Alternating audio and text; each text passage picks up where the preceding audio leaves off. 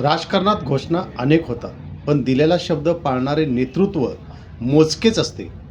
आपल्या भागाच्या सर्वांगीण विकासासाठी अहोरात्र धडपडणारे आणि सर्वसामान्यांच्या सुखात आणि दुःखात हिरिरीने सहभागी होणारे नाव म्हणजे अर्जुन आनंद माने.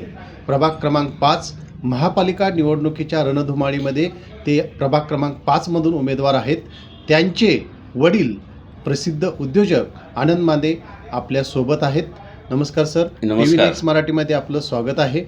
कोल्हापूर महानगरपालिका निवडणुकीच्या रणधुमाळीमध्ये प्रभाग क्रमांक 5मधून माजी महापौर अर्जुन आनंद माने उभे आहेत.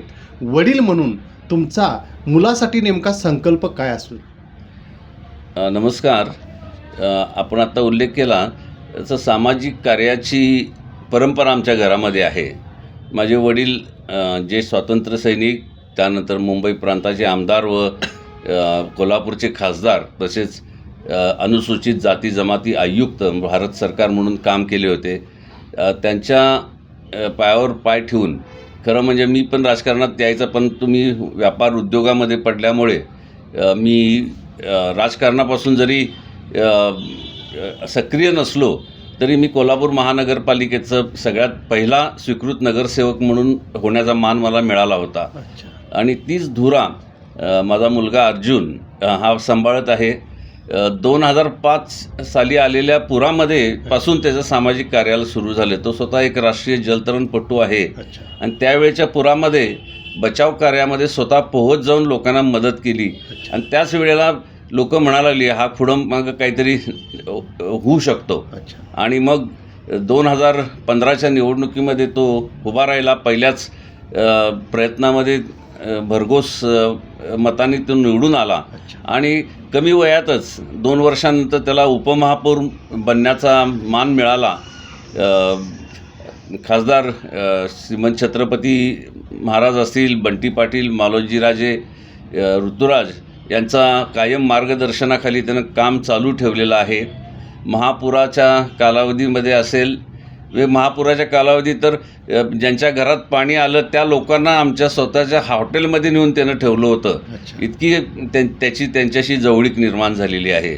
आणि करोना आहे किंवा आमच्या भागामध्ये सगळ्यात त्रासाची गोष्ट होती सेप्टिक टँक. आमच्या संपूर्ण प्रभागात ड्रेनेज व्यवस्था नव्हती, त्यामुळे सेप्टिक टँक आणि त्याच्यामुळं डासांचा प्रादुर्भाव खूप होता. आज सेप्टिक टँक मुक्त नागळा पार्क झालेला आहे.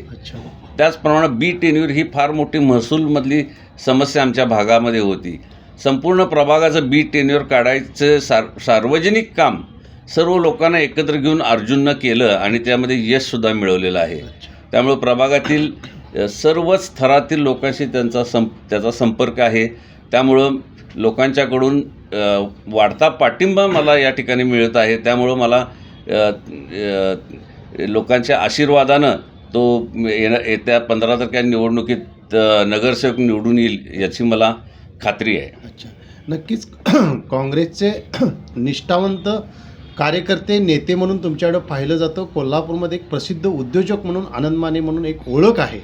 असं असताना आता जे सध्या महायुतीचं राजकारण सुरू आहे की बाहेरच्या पक्षातल्या लोकांना आपल्या पक्षामध्ये खेचून आणणं.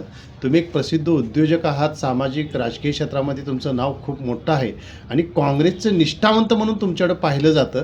तर अशावेळी या राजकारणाच्या एकंदरीत राजकारणामध्ये तुम्हाला अशी ऑफर आली होती का म्हणजे विरोधकांच्याकडून? जर आमचा संपूर्ण घराण्याचा इतिहास बघितला तर आमच्या वडिलांनी महात्मा गांधींच्या नेतृत्वामध्ये स्वातंत्र्य लढ्यात उडी घेतली. 5 वर्ष ब्रिटिश कारावासामध्ये त्यांनी घालवलेली आहेत. आणि काँग्रेसची निष्ठा ही आमच्या घराण्याशी आहे. आमचं गांधी, नेहरू, शाहू फुले, आंबेडकर ह्या विचारावर चालणारे आमचं घर आहे. आम्ही कुठल्याही आमिषाला कधी बळी पडणार नाही आणि त्यामुळे कुणी आम्हाला खेचण्याचा प्रयत्नही केला नाही.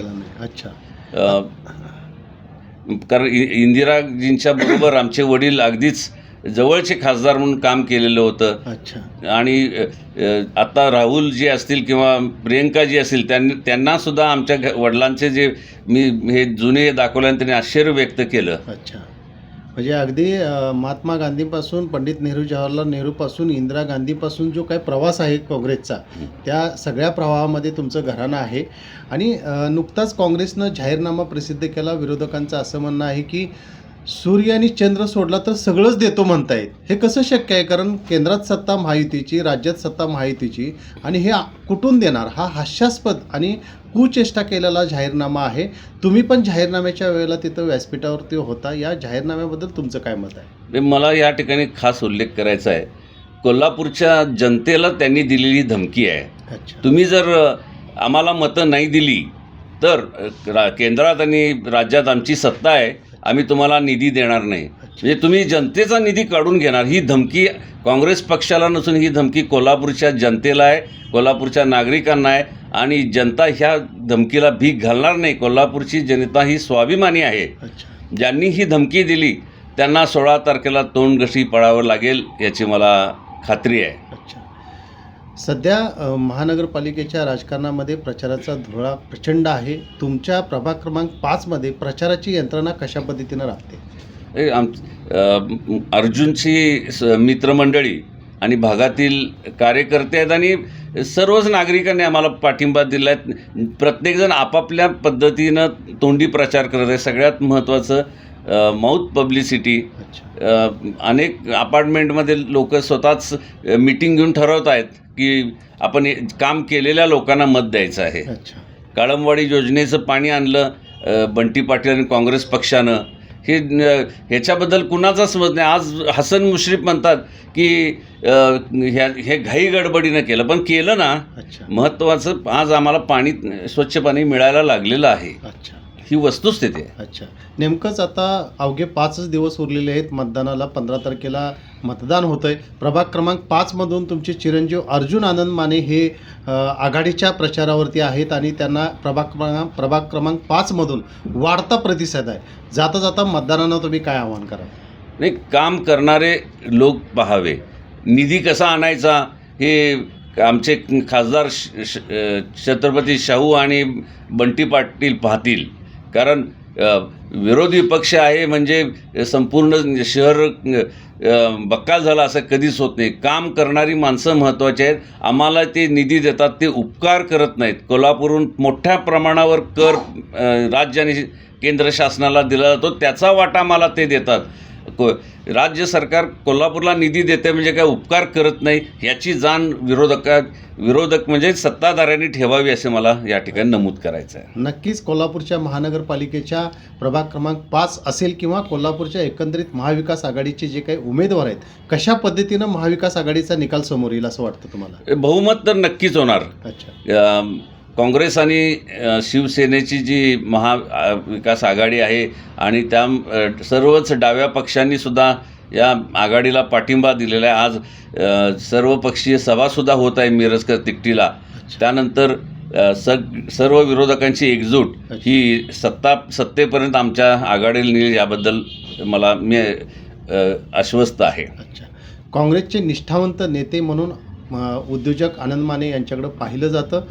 आपल्या प्रगतीसाठी आपल्या हक्काच्या माणसालाच म्हणजेच अर्जुन माने यांना आपले बहुमत मत देऊन त्यांना विजयी करा असा संकल्प आणि विनंती त्यांनी या TV नेक्स्ट मराठीच्या माध्यमातून केले.